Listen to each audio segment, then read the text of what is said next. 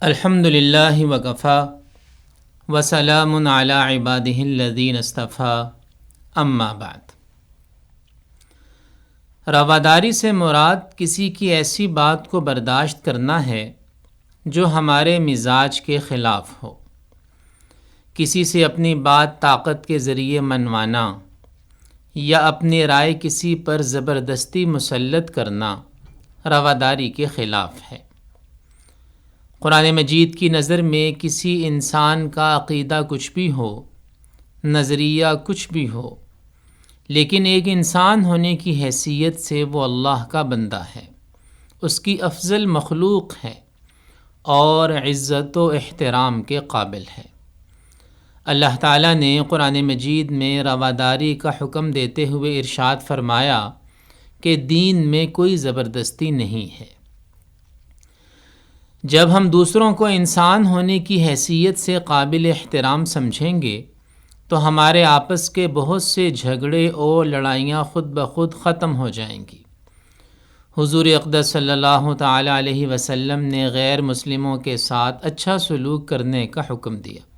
آپ نے فرمایا کہ جو غیر مسلموں سے بدسلوکی کرے گا یا ان کا حق مارے گا، میں قیامت کے دن اس کے خلاف گواہی دوں گا۔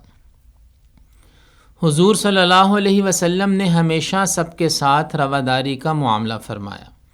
ایک مرتبہ مسیحی علماء اور رہنماؤں کا ایک وفد آپ کی خدمت میں حاضر ہوا۔ آپ نے ان لوگوں کو مسجد نبوی میں ٹھہرایا اور ان کی بھرپور مہمان نوازی فرمائی۔ ان کے سامنے اسلام کی دعوت پیش کی گئی، لیکن انہوں نے اسلام قبول نہ کیا۔ اس کے باوجود حضور صلی اللہ علیہ وسلم نے انہیں مسجد نبوی میں ان کے طریقے کے مطابق عبادت کرنے کی اجازت مرحمت فرمائی۔ ایک مرتبہ ہمارے نبی علیہ السلام کسی جنگ سے واپس آ رہے تھے۔ راستے میں ایک جگہ قیام فرمایا۔ گرمی کا موسم تھا اور دھوپ بہت تیز تھی۔ سب لوگوں نے درختوں کے سائے میں پناہ لی اور آرام کرنے لگے۔ آپ علیہ السلام نے ایک درخت کے ساتھ اپنی تلوار کو لٹکا دیا اور آپ بھی آرام فرمانے لگے۔ اتنے میں کہیں سے ایک مشرک نکل آیا۔ اس نے جلدی سے آپ کی تلوار پکڑ لی اور بولا، اے محمد صلی اللہ علیہ وسلم، آپ کو مجھ سے کون بچائے گا؟ آپ علیہ السلام نے فرمایا، مجھے اللہ بچائے گا۔ یہ سن کر وہ مشرک کانپنے لگا اور تلوار اس کے ہاتھ سے گر گئی۔ آپ علیہ السلام نے تلوار اٹھا لی اور اس کی طرف سونت کر فرمایا، اب تمہیں مجھ سے کون بچائے گا؟ اتنے میں آپ کے صحابہ بھی جمع ہو گئے اور وہ شخص معافی کی درخواست کرنے لگا۔ آپ علیہ السلام نے اسے معاف کر دیا اور اسے کوئی سزا نہ دی۔ ایک مرتبہ سیدہ عائشہ صدیقہ رضی اللہ تعالی عنہا نے حضور علیہ السلام سے پوچھا کہ آپ کی مبارک زندگی میں غزوہ احد سے بھی زیادہ مشکل دن کوئی آیا ہے؟ آپ علیہ السلام نے فرمایا، ہاں، وہ دن جب طائف کے رہنے والوں کو میں اسلام کی دعوت دینے گیا تھا، ان لوگوں نے میری بات کی طرف توجہ نہ دی اور مجھے بہت ستایا۔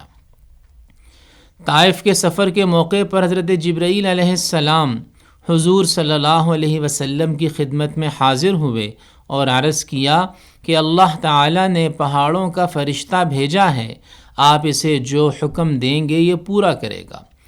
پھر پہاڑوں کے فرشتے نے آ کر آپ کو سلام پیش کیا اور کہا کہ میں پہاڑوں پر مقرر فرشتہ ہوں، اگر آپ چاہیں تو میں طائف کے دونوں پہاڑوں کو ملا دیتا ہوں اور ان لوگوں کو ختم کر دیتا ہوں۔ حضور علیہ السلام نے طائف والوں پر مہربانی فرماتے ہوئے کہا، نہیں، مجھے امید ہے کہ اللہ تعالیٰ ان کی نسل میں ایسے لوگ پیدا کرے گا جو صرف اسی کی عبادت کریں گے اور اس کے ساتھ کسی کو شریک نہیں ٹھہرائیں گے۔ اللہ تعالیٰ نے حضور علیہ السلام کی اس دعا کو قبول فرمایا اور طائف والوں کو ہدایت دے دی۔ حضور علیہ الصلاۃ والسلام کی سیرت طیبہ میں ہمارے لیے نمونہ ہے کہ ہم بھی ایسی زندگی بسر کریں جس میں دوسروں کے لیے خیر خواہی، خدمت خلق، ہمدردی اور ایثار موجود ہو۔ ہماری ذات سے کسی کو تکلیف نہ پہنچے۔ ہماری ذمہ داری ہے کہ ہم مسلم اور غیر مسلم تمام لوگوں کے ساتھ بھلائی سے پیش آئیں۔ اللہ تعالی ہمیں دین کو سمجھ کر اس پر عمل کرنے کی توفیق عطا فرمائے۔ وآخر دعوانا ان الحمد للہ رب العالمین۔